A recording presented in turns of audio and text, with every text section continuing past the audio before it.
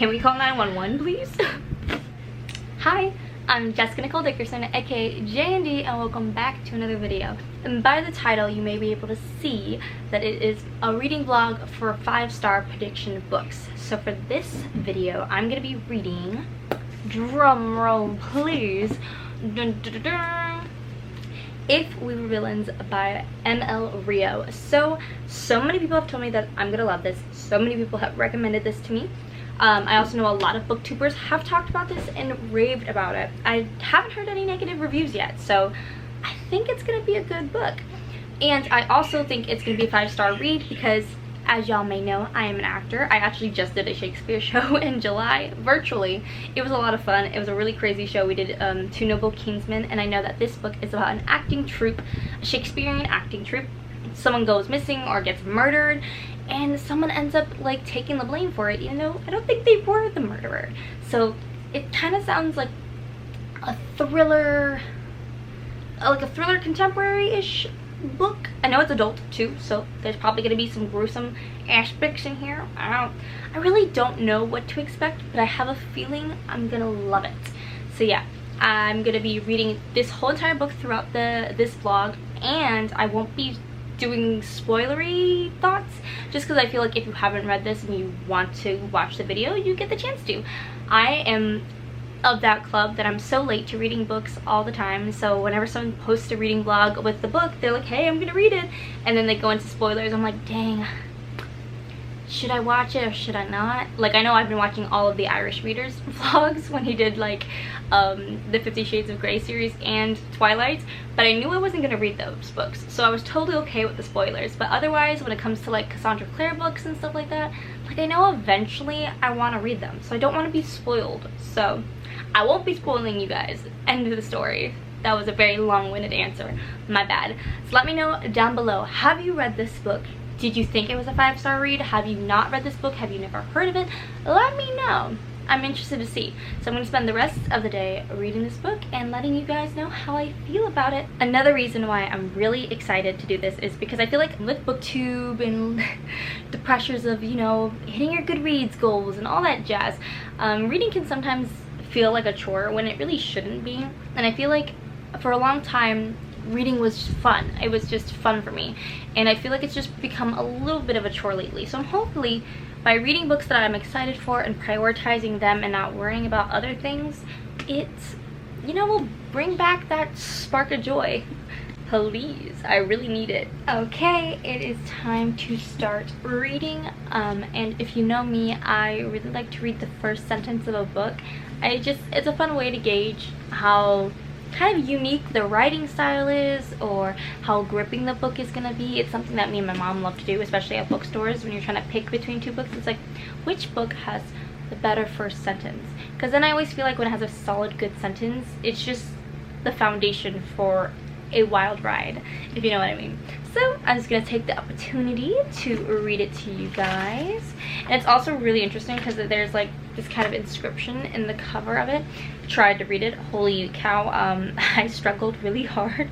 It's definitely Shakespearean, but not too sure from what play. And it's dedicated to for the many weird and wonderful Thespians who I have had a good fortune to call my friends. I promise this is not about you.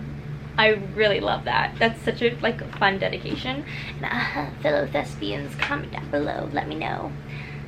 Okay, Act 1. Is this gonna be a 5-act like book? Because Shakespeare, all his plays are in 5 acts. That's really fun. Okay, so the prologue's first sentence is, I sit with my wrists cuffed to the table, and I think, but that I am forbid to tell the secrets of my prison house. I could a tale unfold whose lightest words would hollow up thy soul. So obviously that's Shakespeare. Not super great. Like, I like the part where it's like my wrists were cuffed to the table, and then you're randomly gonna be thinking about Shakespeare lines. Don't you have like a more concerned? I feel like this character needs to be more concerned. So that's the prologue. Let's skip over to scene 1. The time, September 1997, my 4th and final year at the Classical Conservatory. The place, that's actually technically the first sentence, at the first year at the conservatory. Not as gripping as the first sentence as I wanted. But you know what? Let's dive into it, because this might be like just a subtle mystery of just murder. You know, some dude's cuffed to a table and he was in his final year of a conservatory. Okay, let's dive into it. And I do have this on Libby, so I'm going to listen to the audiobook, so I should be able to finish it in like 6 hours or so. But it runs out today. Like, today is the literal last day to read it, if you can see here. 1 day left. Gotta get on it. Yo, this prologue makes him sound hella guilty. Just saying. I don't think he's guilty, but like, he don't sound like a good guy, so. If we were villains, maybe they all did something bad and one of them got caught. That's my new guesstimation. We'll see if it's true. Being in prison for 10 years, like, if you're not guilty of a crime, so freaking messed up. I really hope he did something bad, because or else he would have wasted 10 years in prison for like no reason, and that'd be so sad. Ugh. Okay, literally 10 pages in and they're talking about Pericles. So if you don't know Shakespeare plays or me, last summer, literally around this time, we were doing Pericles at LMU and I was playing Marina. If you are a Shakespeare buff, you may know. You may not know, because Pericles is a very, very obscure, like, Shakespearean play, and it's a wild ride. But they're quoting Pericles, and it just warms my heart.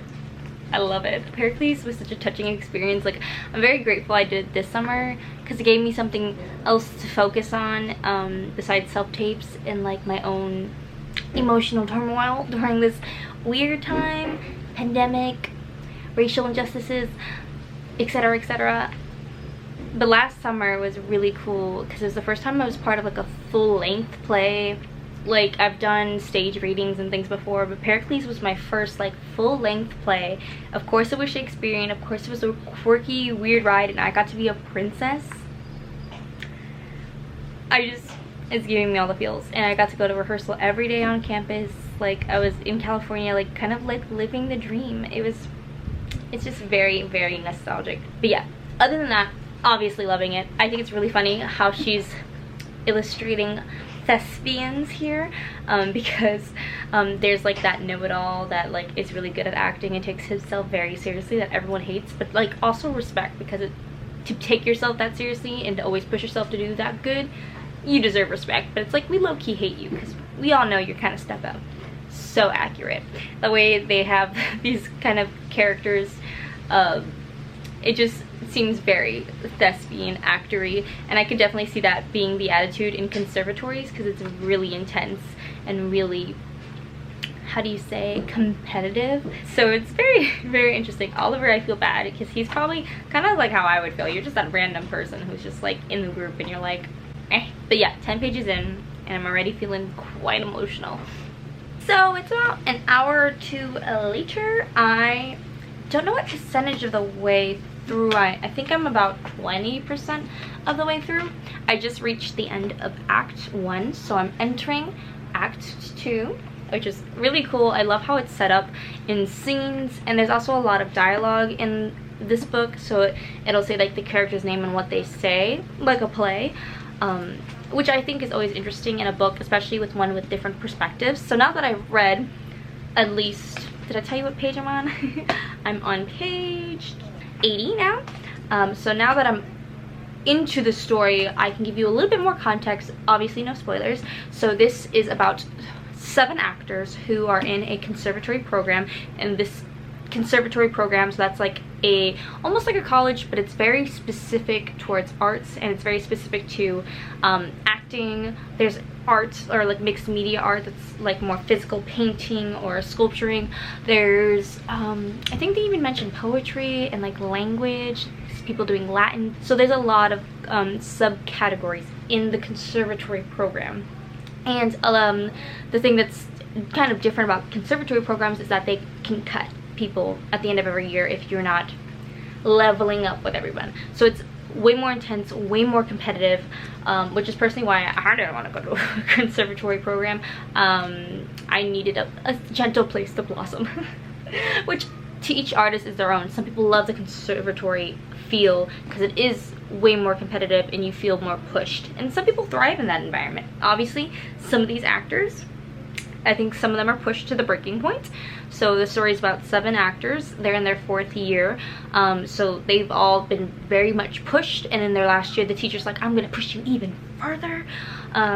And I love their classes because it's very much like a theater program. Like, let's sit and do yoga and breathe, and like I did that at LMU.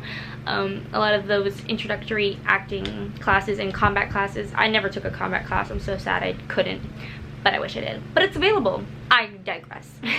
So they're in their 4th year. Basically, they are all doing a tragedy together, and the cast list is coming out. They have auditioned for it. That's why the guy, the first character, Oliver, he's kind of the protagonist. Oliver, in the acting troupe, he kind of feels there's just a lot of tension between all the characters in their 4th year, and they all have certain fears about acting, about themselves, insecurities and whatnot, and things get intense. At the end of Act 1, stuff got so serious that I'm like, can we call 911 please? That's as spoilery as I'm gonna get, but so far it's quite riveting. I'm really enjoying this. So I'm gonna keep reading because obviously this audiobook kind of dips out at the end of the day. I don't have it, so I need to finish it today. I think, yeah, about 20% of the way through, so I still have a good hefty part of the book left. I swear to God, if someone doesn't get murdered, I'm gonna be very upset. Not because I like murder, because I think this is a murder thriller, and I really want it to be that. We'll see what happens. Okay, so it's way later, and it's around 9:23, and I'm 220 pages into If We Were Villains, and I have no words. I'm pleasantly surprised. Yes, there's a murder. That should be obvious from the synopsis. I was doubting myself for a brief second. I was like, if someone ends up not being murdered, I don't know whether the, but there is a murder, obviously, or an accident. It's unclear. It's very interesting, and we just reached the part in the story where Oliver is starting to question why everyone's hiding everything, because there was a murder on campus between a group of the 7 kids. They're the friend group. There was a murder amongst them, and everyone just agrees to kind of, you know, the typical thriller thing, like, I won't say anything if you don't say anything. And he's starting to be like, why are we hiding everything? What's there to hide? I also am kind of shipping this, there's 2 characters in the group. They're not considered gay, but if you've read it, you might know what I mean. I'm getting vibes from them, and I think they are meant to be, in my personal opinion. They are the closest to friends, but I also think one of them is the murderer. So, yeah, we'll see about that. They're all gonna turn each other. I bet it, that they're all gonna squirm because I think the police officer is not giving up on the case. But yeah, it's quite interesting. I also just like how lyrical it is, and it's really funny because they are kind of a Shakespearean trope, or like troupe, how they quote Shakespeare all the time. I think that's really cool, and it's like very philosophical, all his quotes. I just find the wording to also be really great, and how they embed Shakespearean work is so good. One point, like 200 or so pages in, they're talking about Hamlet and how they feel about the loss of their friend, because at the time, or still to this moment, we don't know really what happened, but they're talking about absolving yourself, blaming it on fate, and they're talking about Hamlet because the line, "Let be," Hamlet was trying to go kill his uncle because of, you know, the ghost telling him that, hey, this dude killed me on purpose, and Hamlet's like, okay, I'll seek revenge, and he's been actively trying to kill his uncle since then. And then in the end, he's like, let be. So they're talking about absolving themselves, which is very interesting, and not taking blame. I love it. Love the references. Very cool. Well done. I'll update you later. Hey guys, so it's the next day, and I figured I'd come outside.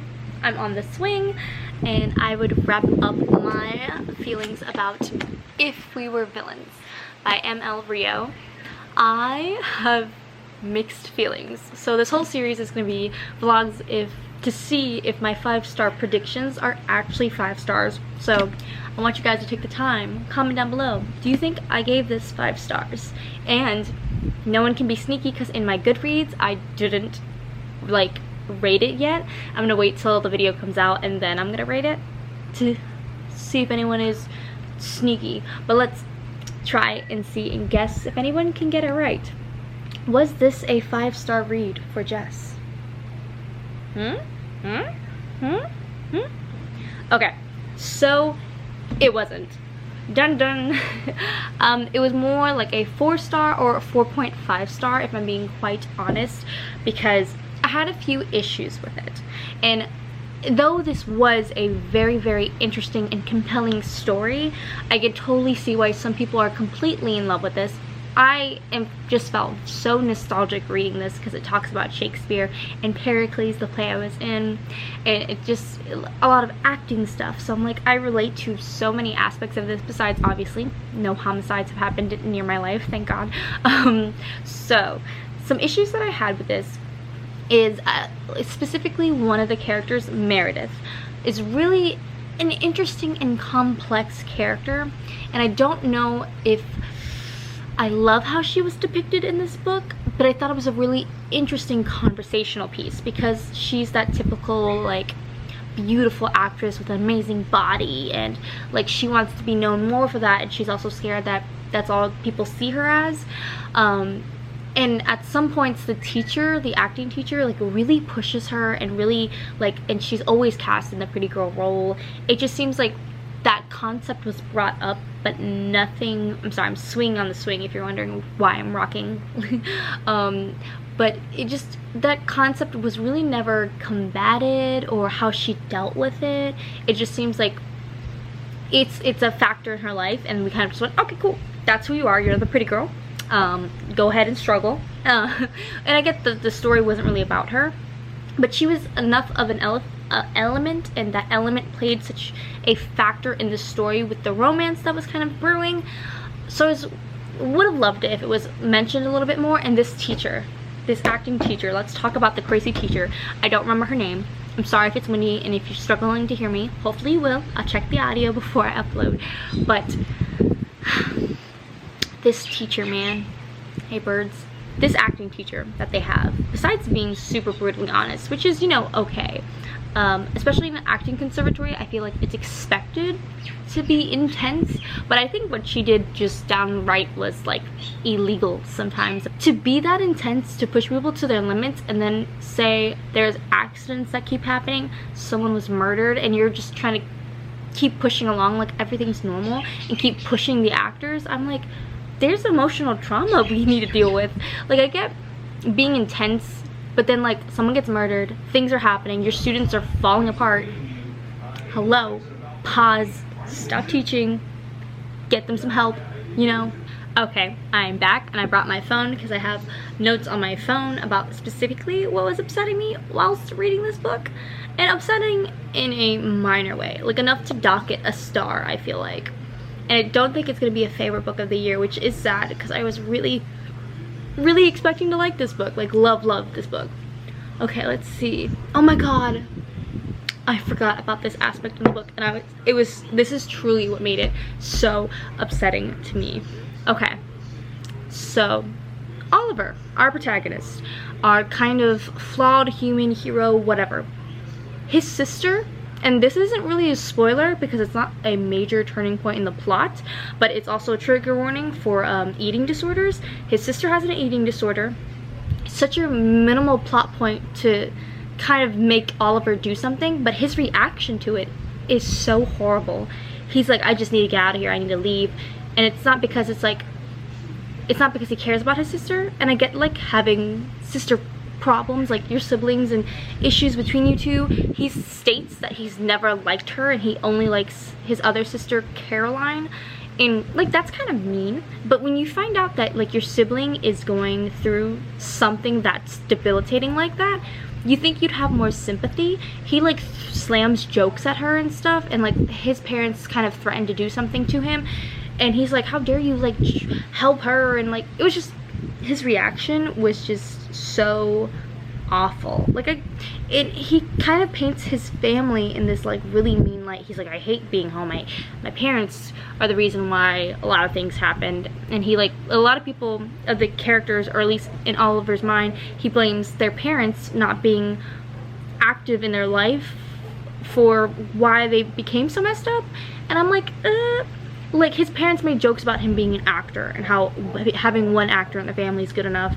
And they also slammed the other girl. The other girl was like, she was like, the mom made a joke about, oh, you're too smart to be an actor, like being very sarcastic. Like clearly the parents weren't kind and stuff, but it's like that whole family circumstance was really weird, because other than them slamming him being an actor, like they fed him, he had a home. It rubbed me the wrong way. And then they're trying to care for this daughter who has an eating disorder. They're trying to make sure she eats and stuff, and she has like an episode during the book. At the only 2 scenes that she's really in, she has an episode, and they're trying to help her and figure out what to do, and they're kind of yelling at each other, and he just leaves. His other sister's like, Caroline's like, please stay, I need you, don't leave me, and he leaves. He's like, I can't deal with this, I'm going. I'm like, which was just really upsetting, because I know even if someone I hated had something that debilitating, I would still not be a dick about it. Like that was a huge setback. Like crazy. But because of those things, I feel like I'm gonna give this a 4-star.